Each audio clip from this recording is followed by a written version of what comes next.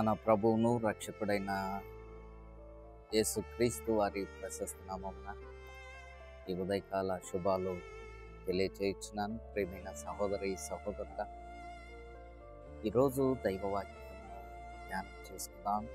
ఈ ఉదయకాల సమయంలో, ప్రశస్తమైన సమయంలో దేవుని వాక్యాన్ని ధ్యానం చేసుకున్నాం. 103వ కీర్తన 10వ వచనం ఒకసారి చదువుకుందాం. మన పాపములను బట్టి మనకు ప్రతీకారం చేయలేదు, మన దోషములను బట్టి మనకు ప్రతిఫలమే. ప్రియమైన దేవుని బిడ్డలారా, ప్రియ సహోదరి సహోదరుడా, ఆదాము మొదలుకొని ప్రతి మానవుని జీవితంలో పాపం తిష్ట వేసుకుంది. మొదటి ఆదాము అనగా దేవుని కుమారుడైన ఆదాము నుండి పాపం ఎలాగా లోకంలోకి సంప్రాప్తమాయనో అని అపోస్తలుడైన పౌలు తన పత్రికలో తెలియజేస్తారు. అలాగే మా పాపం ద్వారా మరణం కూడా లోకంలోకి సంప్రాప్తమాయను అని. అంటే పాపం వలన వచ్చు జీతము మరణము.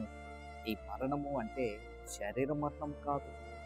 ఈ మరణము అనగా ఆత్మ మరణం, రెండవ మరణం. అగ్ని ఆరదు, పురుగు చావదు, నిత్య నరకాగ్ని, ఇది రెండవ. ఈ మరణము మానవుడి జీవితంలో ఉంది.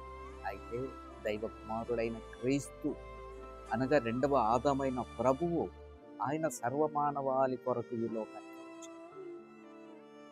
ఆయన సర్వమానవాళి కొరకు ఈ లోకానికి వచ్చిన మహోన్నతుడైన దేవుడు మన పాపముల నిమిత్తం, మన దోషముల నిమిత్తం ఆయన పరమును వీడాడు, భూమికి ఎత్తించాడు. అందుకని కీర్తనకారుడు దావీదు ఈ 103వ కీర్తన 10వ వచనంలో అంటాడు కదా, మన పాపమును బట్టి మనకు ప్రతీకారము చేయలేదు. మనం పాప జీవితం కలిగి ఉన్నాం. మనము శిలువకు శత్రువులము. మనము దేవునికి శత్రువులమైన మన జీవితాల్లో దేవుడు ప్రతీకారం చేయలేదు. మన పాపానికి వచ్చే శిక్ష మరణమైనది. అయినప్పటికీ దేవుని యొక్క మహాకృప ఏంటో తెలుసా? తన జనదైక కుమారుడైన క్రీస్తు మన స్థానంలో. అందుకని మన దోషములను బట్టి ఆయన ప్రతిఫలం. కారణం ఏంటో తెలుసా? ప్రతీకారం చేయలేదు, ప్రతిఫలం లేదు. మన దోషములను బట్టి ప్రతిఫలం లేదు, మన పాపములను బట్టి మనకు ప్రతీకారం చేయలేదు. దీనంతటికి కారణం మనకును దేవునికి మధ్య మహోన్నతులైన ప్రభువారు మధ్యవర్తిగా వచ్చాడు. ఆయన మన దోషములన్నిటినీ తన భుజస్కంధాల మీద వేసుకున్నాడు.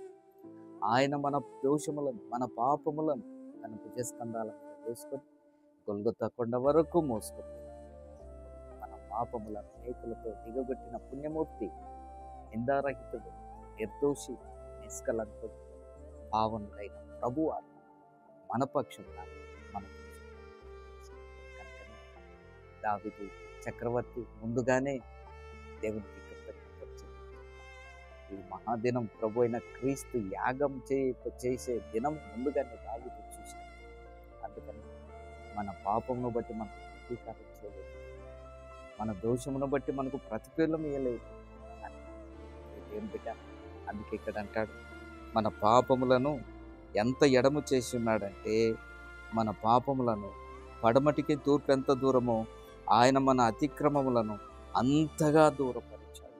దూరపరచాలంటే ఒక క్రైదనం చెల్లించాలి. మన పాపములను దూరంగా విసిరివేయాలి అంటే మహోన్నతుడైన దేవుడే కావాలి. కనుకనే ఆయనే దీనుడై నీ కొరకు నా కొరకు ఈ లోకానికి వచ్చాడు. ఈరోజు ఉదయకాల సమయంలో వర్తమానం వింటున్న ప్రియ సహోదరి సహోదరుడా, నీ జీవితం ఎలా?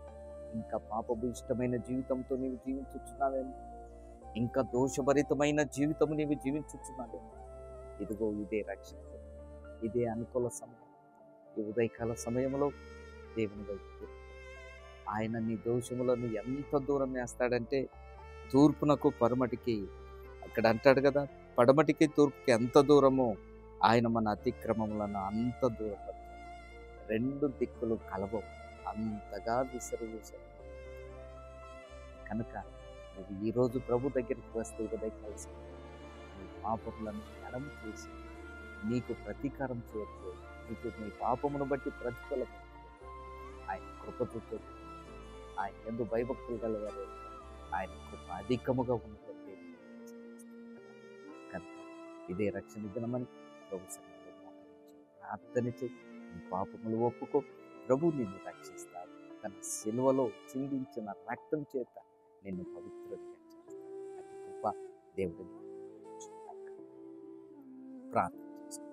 కృపగల తండ్రి, దయగల దేవ, అవును ప్రభు, మా దోషములను బట్టి మాకు ప్రతిఫలం ఇయ్యలేదు, మా పాపములను బట్టి మాకు దానికి కారణం నీ జనదైక కుమారుడు మా పక్షమున అయ్యా మా స్థానములో నిలబడి మరణం మా పాపములను కొట్టివేశాడు. అందును బట్టి వందనాలు చెల్లిస్తూ నీకు నజరేయుడైన యేసయ్య నామమున అడుగుచున్నాము తండ్రి. Amen. God bless you Prabhu.